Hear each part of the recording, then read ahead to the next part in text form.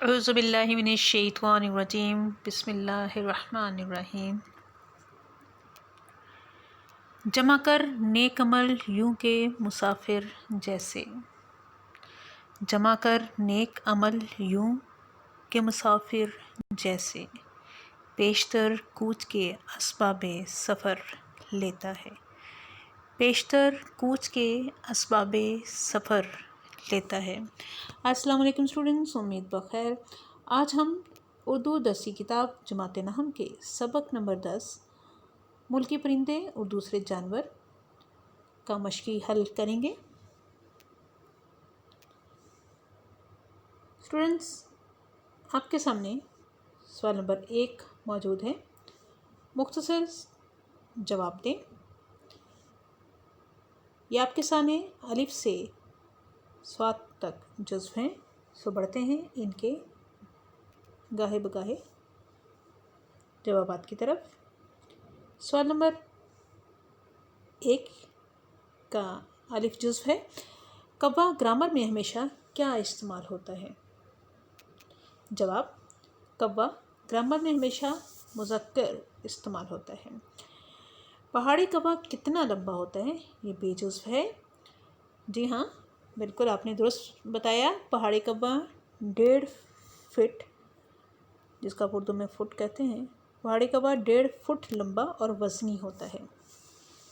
جیم جزو ہے، بندوق چلے تو کوے کیا کرتے ہیں؟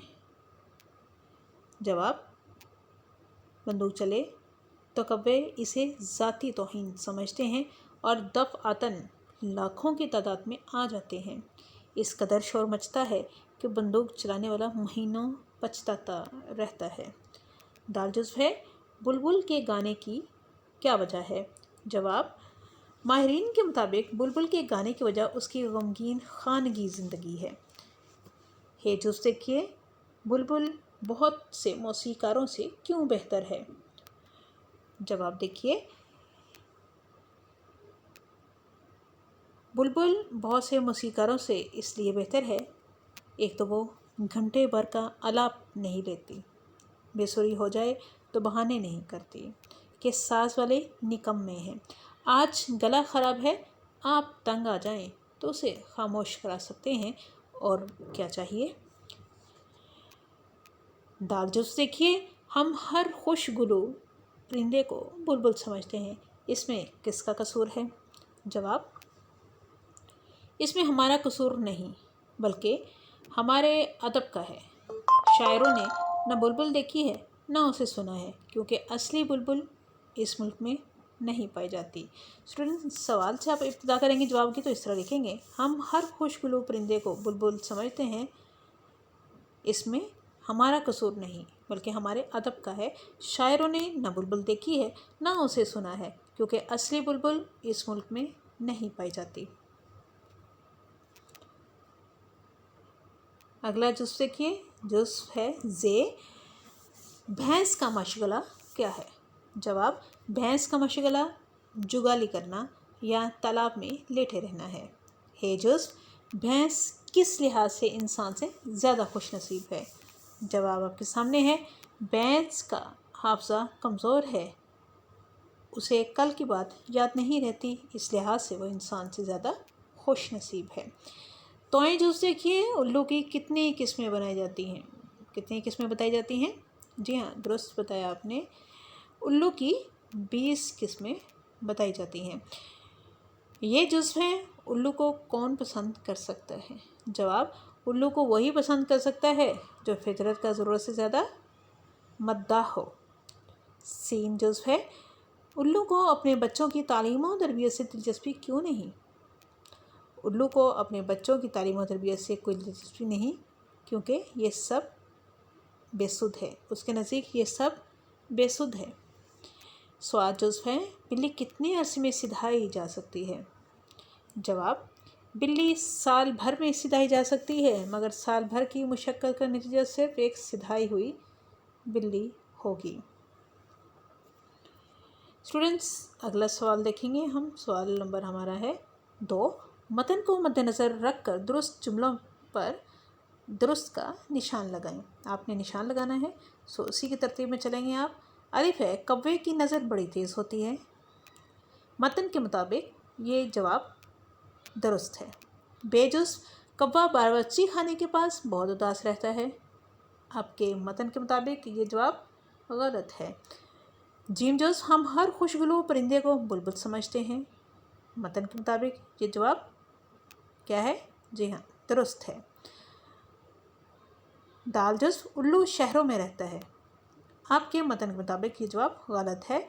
ہے جزو بلی اور کتے کی رقابت مشہور ہے. آپ کے متن کے مطابق یہ جواب جی ہاں درست ہے. سوال نمبر 3 دیکھیے. دیے گئے الفاظ میں سے موضوع الفاظ کی مدد سے خالی جگہ پر کریں. الفاظ آپ کے سامنے ہیں، سو اس میں سے آپ نے اس کو درست چننا ہے. الف ہے کوا گرامر میں ہمیشہ ڈیش استعمال ہوتا ہے. جی ہاں، مذکر استعمال ہوتا ہے. کوا باورچی خانے کے پاس بہت ڈیش رہتا ہے.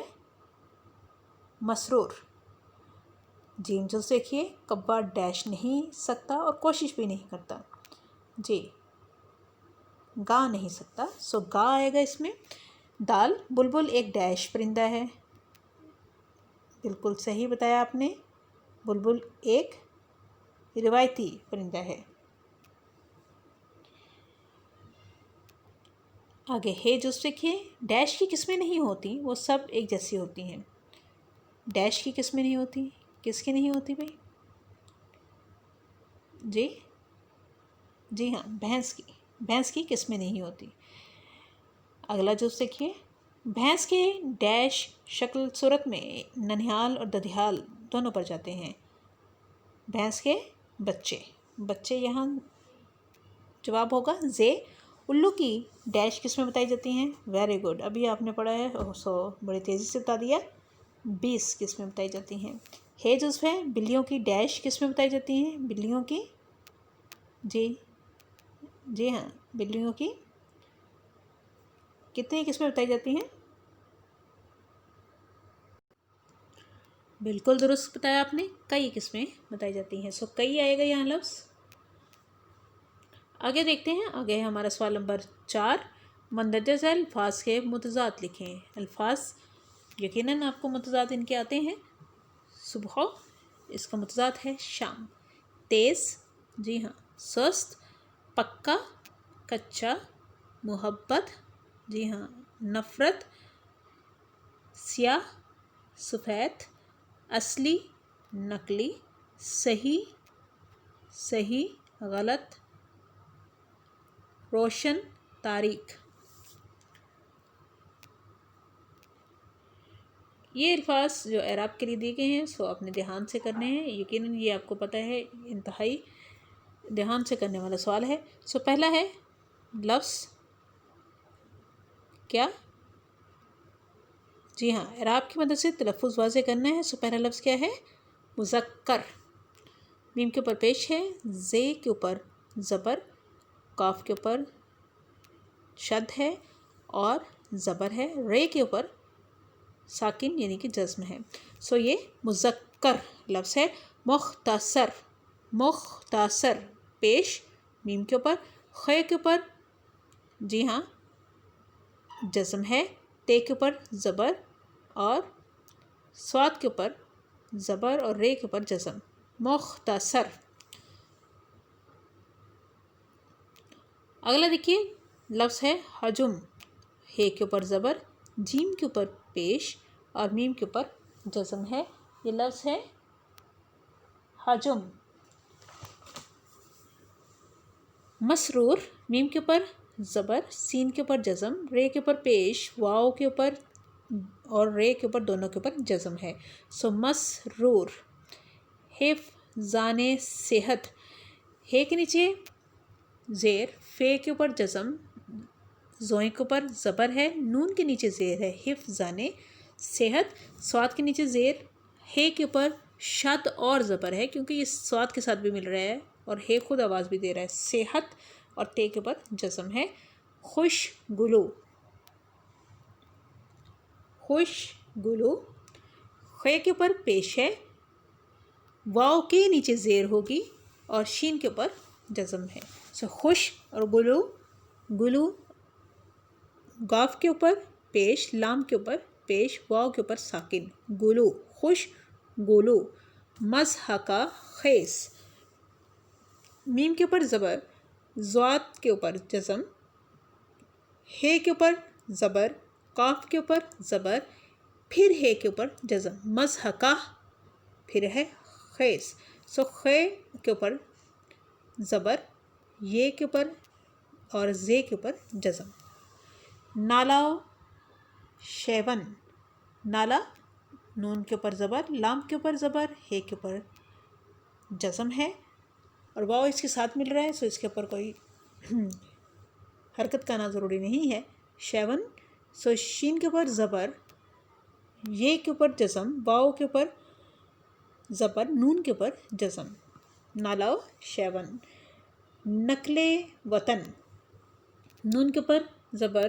قوف کے اوپر جزم، لام کے نیچے زیر کیونکہ اضافت ہے، سو واو کے اوپر زبر، توئے کے اوپر زبر، نون کے اوپر جزم، نقل وطن، روز، جی ہاں یہ کیا لفظ ہے، بالکل آپ اس کو استعمال کرتے ہیں، روز مرہ، را کے رے کے اوپر زبر، واو کے اوپر جزم، زے کے اوپر بھی جزم، روز، ٹھیک ہے، مرہ، میم کے اوپر زبر، رے کے اوپر شد اور زبر اور ہے کے اوپر جزم، روز مرہ یہ لفظ ہے۔ سو اسٹوڈنٹس کو اچھی طریقے سے یاد کیجیے گا، جب آپ کا تلفظ درست ہوگا خود بخود آپ کا اعراب درست ہوں گے جیسے آپ کو کہا جاتا ہے۔ سو اگلا سوال ہے ہمارا، یہ سوال نمبر کون سا ہے، جی 6، مذکر و مؤنث الفاظ الگ الگ کریں۔ سو مذکر الفاظ ان میں کون سے ہیں، باورچی خانہ، گلاب، الو، راگ، قیاس۔ مؤنث الفاظ ہیں نظر، زندگی، آہوزاری، مصلحت، بلبل۔ اسٹوڈنٹس جیسے آپ کو ہمیشہ کہا جاتا ہے جب آپ جملے بناتے ہیں تو لفظ کو مذکر ہے مؤنث یہ واضح ہو جاتا ہے۔ اگلا سوال ہے ہمارا، مصنف نے الو کے بارے میں جو کچھ لکھا ہے اسے اختصار کے ساتھ بیان کریں۔ سو بلبل کے بارے میں کیا لکھتے ہیں، بلبل ایک روایتی پرندہ ہے جو ہر جگہ موجود ہے سوائے وہاں کہ جہاں اسے ہونا چاہیے۔ اگر آپ کا خیال ہے کہ آپ نے چڑیا گھر یا باہر بلبل دیکھی ہے تو یقیناً کچھ اور دیکھ لیا ہے۔ شاعروں نے نہ بلبل دیکھی ہے نہ اسے سنا ہے کیونکہ اصلی بلبل اس ملک میں پائی ہی نہیں جاتی۔ سنا ہے کہ کوہ ہمالیہ کے دامن میں کہیں کہیں ملتی ہے لیکن کوہ ہمالیہ کے دامن میں شاعر نہیں ہوتے۔ عام طور پر بلبل کو فریاد کرنے اور رونے دھونے کے لیے اکسایا جاتا ہے جبکہ بلبل کو ایسی باتیں ناپسند ہیں۔ بلبل پروں سمیت محض چند انچ لمبی ہوتی ہے۔ ماہرین کا خیال ہے کہ بلبل کے گانے کی وجہ اس کے دکھوں بھری گھریلو زندگی ہے جس کی وجہ سے یہ ہر وقت کا گانا ہے۔ جیسے گرمیوں میں لوگ پہاڑی علاقوں میں چلے جاتے ہیں اسی طرح پرندے بھی موسم کے لحاظ سے نقل وطن کرتے ہیں یعنی نقل مکانی کرتے رہتے ہیں جبکہ بلبل کبھی سفر نہیں کرتی۔ سو آگے بڑھتے ہیں اسٹوڈنٹس، اگلا سوال ہے سوال نمبر 8۔ سو سبق کا عنوان مصنف کا نام اور اقتباس کے موقع محل کی وضاحت کرتے ہوئے ہم نے ان اقتباسات کی تشریح کر لی ہے جو آپ کی کتاب مشق میں دی گئی ہے۔ اگلا جو یہاں پہ نوٹ دیا گیا ہے وہ مرکب ناقص اور مرکب تام میں فرق کے لیے ہے۔ سو مرکب ناقص اور مرکب تام میں کیا فرق ہے، دو یا دو سے زیادہ لفظوں کے مجموعے کو ہم مرکب کہتے ہیں۔ جیسا بھی میں نے بات کی کہ یہ اضافت ہے، یہ مرکب اضافی کا استعمال ہوا ہے جو زیر لگی ہے۔ سو شام و سحر حروف عطف کا استعمال ہے لیکن مرکب ہے، ٹھیک ہے۔ پیام صبح یہ مرکب ہے، مرکب اضافی ہے۔ سو مرکب کی دو بڑی قسمیں ہیں، ایک مرکب ناقص ہے دوسرا مرکب تام ہے۔ مرکب ناقص کیا ہے، دو یا دو سے زیادہ لفظوں کا ایسا مجموعہ جو پورا مفہوم ادا نہ کرے اور سننے والے پر اس کا مطلب واضح نہ ہو، سو اس کو ہم ناقص کہیں گے، مرکب ناقص کہیں گے کیونکہ بات پوری ہماری سمجھ میں نہیں آئی، مطلب واضح نہیں ہوا اس لیے ناقص تھا، جملہ ناقص تھا، سو مرکب ناقص تھا۔ مثال دیکھیے، میرا بھائی، اب کیا وضاحت ہے کچھ نہیں پتہ کہ میرا بھائی کیا کہنا چاہتے ہیں ہم میرا بھائی کے بارے میں، کرسی پر بات नाकस है। 4 आम, मजबूत दीवार, कीमती घड़ी वगैरह।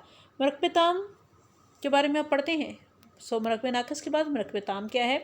यकीनन उसके मुतदाद है। 2 या 2 से ज़्यादा लफ्ज़ों का ऐसा मजमूआ जो पूरा मफ़हूम अदा करे और सुनने वाले पर उसका मतलब अच्छी तरह वाज़े हो। मरकब ताम को जुमला भी कहते हैं। मिसालें देखिए। अलिफ, मेरा भाई बीमार है। देखिए मेरा भाई ऊपर नाकस था, जुमला मुकम्मल नहीं था, बात वाज़ेह नहीं थी, नीचे हो गई। मेरा भाई बीमार है। वो कुर्सी पर बैठा था। कुर्सी पर को मुकम्मल किया गया मरकब नाकस को, तो मरकब ताम हो गया। मैंने 4 आम ख़रीदे। 4 आम एक हमारे लिए मरकब नाकस था, सो ये मुकम्मल हुआ तो मरकब ताम बन गया। मैंने 4 आम ख़रीदे। ये कुर्सी बड़ी मज़बूत है। कुर्सी पर, देखिए कुर्सी पर, फिर 4 आम, अब मज़बूत दीवार हो या कीमती घड़ी। यहाँ पर जो अलग से जुमला बनाया गया है, कुर्सी बड़ी मज़बूत है। कुर्सी के बारे में बात की गई, मज़बूत है।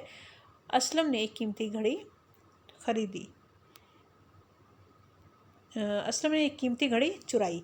सो कीमती घड़ी वहाँ मरकब नाकस था, यहाँ मरकब ताम हो गया, उसके बारे में ख़बर मुकम्मल हो गई।